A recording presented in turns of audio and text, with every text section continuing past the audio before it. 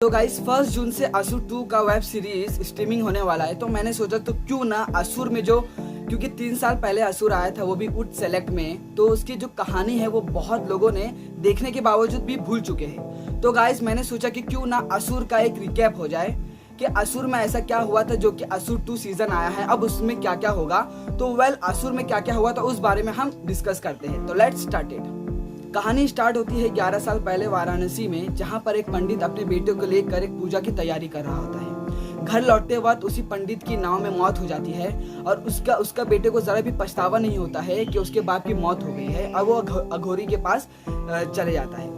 कहानी प्रेजेंट में आती है, प्रेजेंट में जहां पर निखिल एक सीबीआई ऑफिसर रहता है फॉरेंसिक डिपार्टमेंट का, और जो कि अपनी बीवी से और लोग दोनों का ज़्यादा अच्छा नहीं जमता, क्योंकि वो अपने काम को अपने लाइफ पार्टनर से ज़्यादा ज़रूरी समझता है।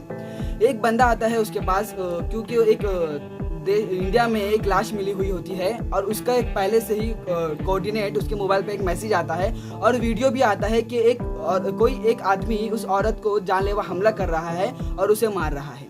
जो 3 कोऑर्डिनेट निखिल के मोबाइल पे आते हैं, वो कोऑर्डिनेट देखने के बाद जहां वो जाता है तो तीनों में उसकी लाश पड़ी हुई रहती है। कोऑर्डिनेट आखिर ये निखिल को ये कोऑर्डिनेट कौन भेज रहा है, तो ये ज़्यादा कोऑर्डिनेट का डिटेल्स वो लोनार को भेजता है। लोनार वही है जो कि एक सीबीआई ऑफिसर रहता है जो कि निखिल के साथ काम करता है। निखिल जब वो कोऑर्डिनेट का पीछा करके जाता है तो उसे जली हुई एक लाश मिलती है। वो एक लाश फॉरेंसिक डिपार्टमेंट में भेजता है। इस फॉरेंसिक डिपार्टमेंट में डीजे जो एक one of the best forensic department officer रहता है, वो एक लाश की जो जली हुई लाश रहती है उसकी जान उनका इंफॉर्मेशन निकालता है। और नुसरत उसकी कलीग रहती है जो कि उसी डिपार्टमेंट में काम करती है। सो गाइस मैं आपको बता दूं, शुभ जो कि स्टार्टिंग में हमने देखा था कि वो पंडित और उसका बेटा नाव में जब पूजा की तैयारी कर रहे होते हैं, तो उसी के साथ साथ जो तीसरा आदमी था वो डीजे था, तो साथ में उन लोग दोनों की साथ में लोग पूजा करते हैं। जब मतलब शुभ के पिताजी की मौत हो जाती है तो शुभ को जेल पहुंचाने के लिए डीजे ही मदद करता है, क्योंकि डीजे वही उस वक्त इंस्पेक्टर ऑफिसर रहता है 11 साल पहले। तो डीजे जो कि 18 साल का नहीं हुआ रहता है तभी भी क्योंकि शुभ डीजे को कहता है कि इस दुनिया में जितने लोग हैं सब बुरे लोग हैं और इस दुनिया में अच्छाई लोगों की कोई वैल्यू नहीं है और आखिरकार इस दुनिया में सब बुरे लोग ही बचेंगे। और कहीं कहीं डीजे को लगता है कि इस शुभ ने ही अपने पिताजी को मरवाया है। इसकी वजह से डीजे क्या करता है, शुभ को 18 साल ना होते हुए भी बर्थ सर्टिफिकेट गलत साबित करते हुए शुभ को जेल पहुंचा देता है। अब कहानी प्रेजेंट में आती है। फॉरेंसिक डिपार्टमेंट ऑफिसर डीजे को एक मोबाइल पे मैसेज आता है, उसकी वाइफ के टेक्स्ट किया हुआ मैसेज, और उसमें साथ में वीडियो भी आता है कि उसकी जो वाइफ है संध्या करके, उसको कोई मार रहा है और वो वीडियो उसको धनंजय की मोबाइल पे आता है। जब धनंजय को मालूम पड़ता है कि फॉरेंसिक डिपार्टमेंट में जो लाश आई हुई है वो किसी और की नहीं बल्कि डीजे की वाइफ की है।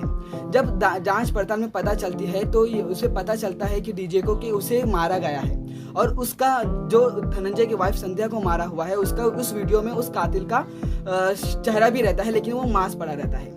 डीजे को जितने भी अभी तक बॉडी मिली हुई है उस बॉडी में पहले राइट हैंड का फर्स्ट उंगली काटा हुआ रहता है। तो उसको लगता है, और साथ में जब धनंजय उस आदमी का पता लगा रहा होता है कि उसकी वाइफ को किसने मारा, तो वो आदमी की लाश मिलती है नागालैंड में और उसी मास्क के साथ, डेविल मास्क के साथ। अब यहाँ पर निखिल जो क्राइम ऑफिसर का डिपार्टमेंट ऑफिसर जो रहता है वो पता लगाता है कि इस धनंजय की वाइफ का ऐसा मर्डर किसने किया है, और जिस वीडियो क्लिप में उसको मारता हुआ वो लाल उसका नाम रहता है, लाल भी उसका भी मर्डर किसने किया है। तो इसी की तफ्तीश दोनों की चलते रहती है।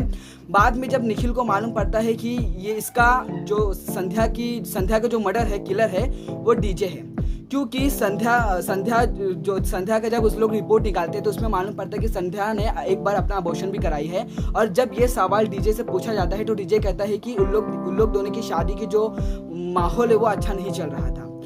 तब निखिल को लगता है कि संध्या की जो मौत का कातिल है वो डीजे ही है, क्योंकि संध्या को जिसने मारा था, और लाल के पास बॉडी जो थी उसमें एक अस्थमा का उसे एक प्रोडक्ट मिला हुआ था और इसको डीजे को भी अस्थमा था। तो निखिल को लगता है कि संध्या को और लाल को दोनों को इस डीजे ने मारा है, क्योंकि लाल जब पिछले साल दिल्ली आया तो डीजे से मिला हुआ था।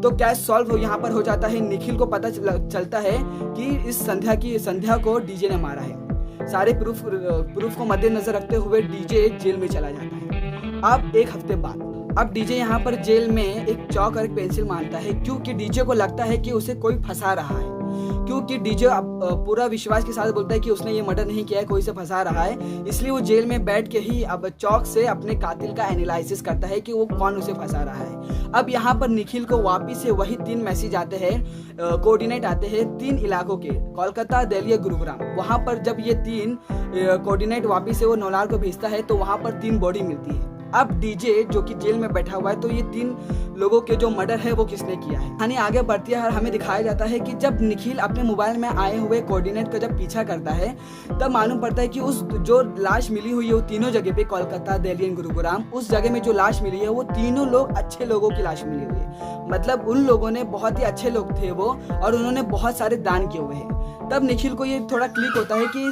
जितने भी अभी तक उसे लाश मिले हुए हैं सब अच्छे लोगों के ही क्यों मिल रहे हैं।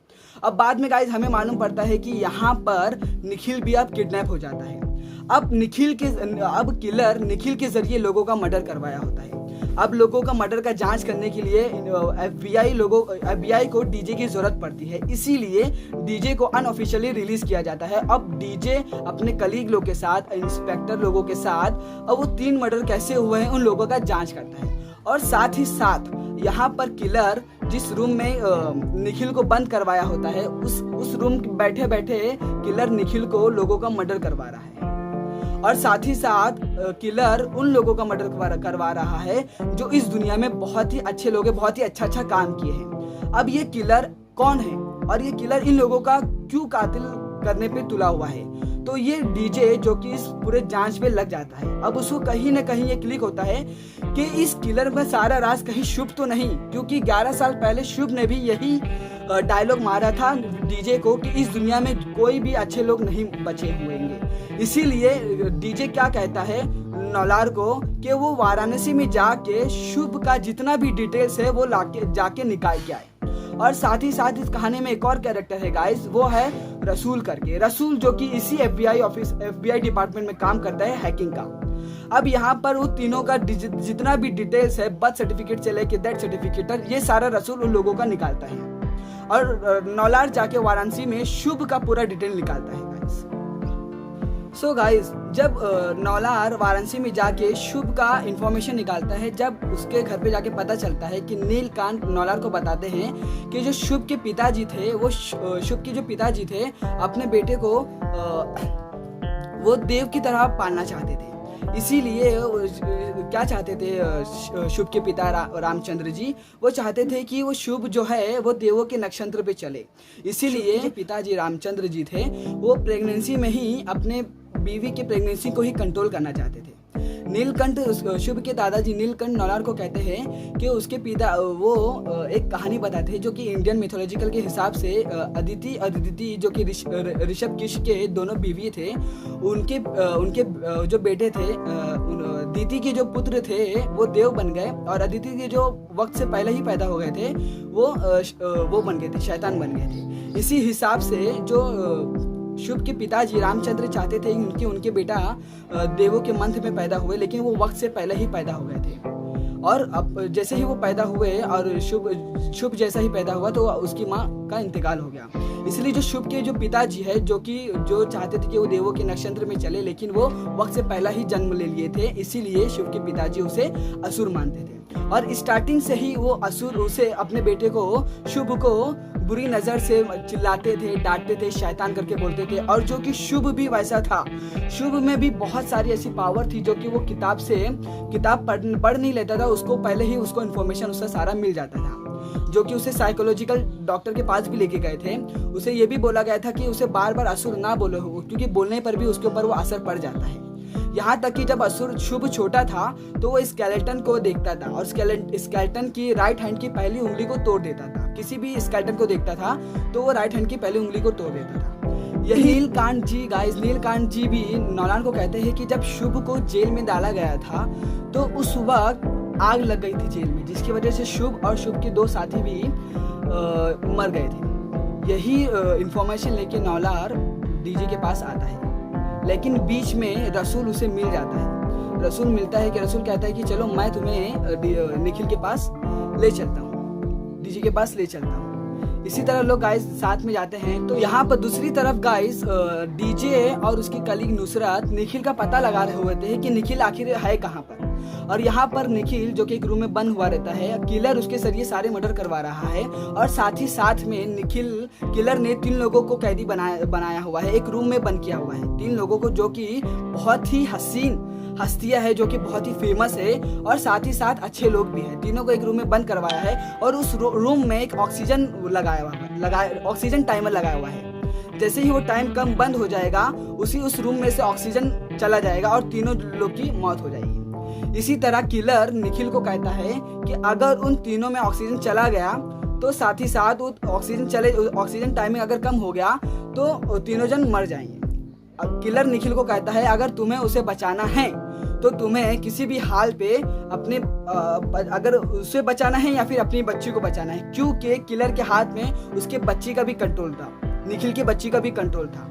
इसकी वजह से किलर क्या करता है, सबसे पहले निखिल जिस रूम में बंद हुआ रहता है वो वहाँ से किलर का फिंगरप्रिंट लेके, किसी भी तरह किलर का फिंगरप्रिंट लेके वहाँ से निकल जाता है और उस रूम को ढूंढता है जिस रूम में वो तीनों लोग बंद थे। निखिल सोचता है कि वो तीनों लोग जिस रूम में बंद है, ऑक्सीजन जिस रूम में लगा हुआ है, वो तीनों को वहाँ से निकाल ले और साथ ही साथ अपनी बच्ची को भी निकाल ले। इसी तरह डीजे और उसके कलीग नुसरत को निखिल का पता लग जाता है और साथ ही साथ उस रूम का भी पता लग जाता है जहां पर वो 3 लोग किडनैप हुए रहते हैं। यहाँ पर फिर किलर निखिल को कॉल करता है, बोलता है कि अगर तुमने उन तीनों को बचा लिया तो तुम अपनी बच्ची को खो दोगे।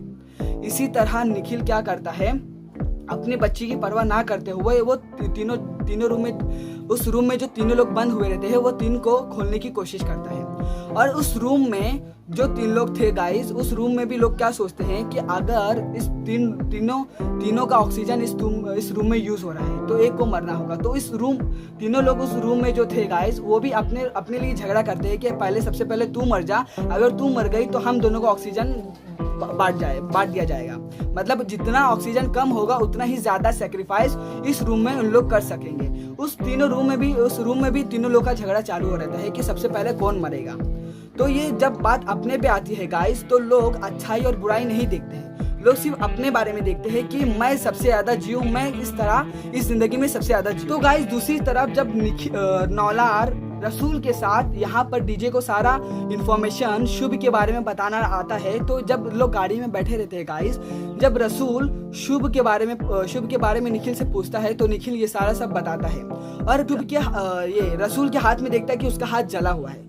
तब थोड़ा सा डाउट नौलार को होता है कि शुभ रसूल ही तो नहीं, क्योंकि गाइस जेल में आग लग गई थी जिसकी वजह से शुभ और शुभ के 2 साथी लोग मारे हुए थे। तो नौलार को लगता है कि रसूल ही शुभ तो नहीं, जिसकी वजह से लोग फिर उस रूम में पहुंच जाते हैं जहां पर निखिल किडनैप था, लेकिन निखिल वहां पर नहीं होता क्योंकि निखिल भाग गया रहता है। उस रूम में देखते हैं कि बहुत बड़ा, उस रूम में बहुत सारे कंप्यूटराइज है जहां पर निखिल, जेडी और नुसरत के अभी भी वो रिकॉर्डिंग वहां पर लोगों का चालू रहता है। यहाँ पर नौलार एंड रसूल का झगड़ा हो जाता है बीच में, जिसकी वजह से रसूल अपने कलीग नौलार को मार देता है क्योंकि उसे लगता है कि इसे शुभ के बारे में मालूम पड़ जाएगा।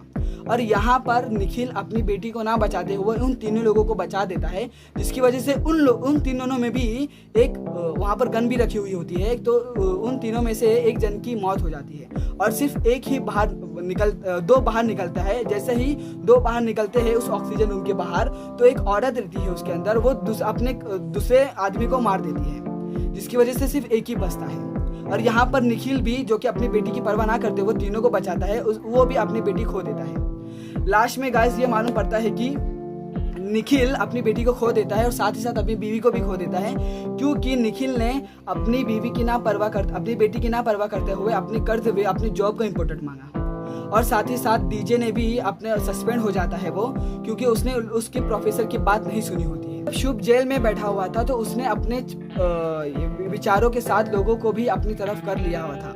यानी कि यहाँ पर अभी तक जितने भी लोग मरे हुए थे उसका किलर शुभ नहीं था। शुभ के जो फॉलोअर्स थे उन लोग सब इन लोगों को मार रहे थे और निखिल एंड डीजे उन लोगों को पकड़ रहे थे। तो शुभ आखिर में रियल है कौन? रसूल, जो कि नौलार को मालूम पड़ जाता है कि शुभ कौन है तो उसको वो मार देता है। और आखिरी एपिसोड में हमें ये दिखाया जाता है गाइस कि रसूल निखिल डीजे के ऑफिस में आता है और अपना सारा गुस्सा डीजे के ऊपर उतारता है, क्योंकि उसे लगता है कि ये सारा जो हुआ है वो सब शुभ डीजे की वजह से हुआ है, ठीक है, क्योंकि डीजे ही था जो कि शुभ को जेल में डलवाया था 18 साल के पहले की वजह से, क्योंकि वो 18 साल का था भी नहीं, फिर भी वो उसको रियल जेल में डाल दिया था। उसी का बदला ये डीजे शुभ ले रहा है, निखिल को ऐसा लगता है। और साथ ही साथ जब रसूल जब आता है उन लोग के ऑफिस रूम में, तो वो डीजे निखिल को लेके जाता है और कहीं कहीं ऐसा लगता है डीजे को, क्योंकि ये सारा काम रसूल तो क्यों नहीं कर रहा है, क्योंकि रसूल जब निखिल को लेके जाता है तो वो पीछे मुड़ के डीजे को देखता है और दोनों एक दूसरे को शक की बिना नजरों में देखते हैं। और उसी में असुर की कहानी जो है वेब सीरीज सीजन 1 वहीं पर खत्म हो जाता है गाइस। तो हमें ये लगता है कि इसमें अभी तक क्लेरिफाई नहीं किया हुआ है कि जो रियल असुर है वो कौन है। शुभ का जो कैरेक्टर है वो अभी भी जिंदा है या नहीं वो नहीं बताया गया है। क्या असुर जो रियल शुभ है वो रसूल है या फिर उसके फॉलोअर्स है वो अभी तक बताया नहीं गया। इसी तरह गाइस 1 जून में असुर सीजन 2 आ रहा है। लेट्स सी इसके आगे अभी क्या होगा उसके अंदर देखते हैं गाइस। इसलिए मैं देखता हूँ, आपको चाहता हूँ कि असुर सीजन वापस से देख ले और तब जाके सीजन 2 देखे, तब जाके मजा आएगा गाइस। इसी तरह वीडियो पाने के लिए इस चैनल को सब्सक्राइब करें। मिलते हैं नेक्स्ट मूवी रिव्यू में, जब तक के take care, bye bye, good bye.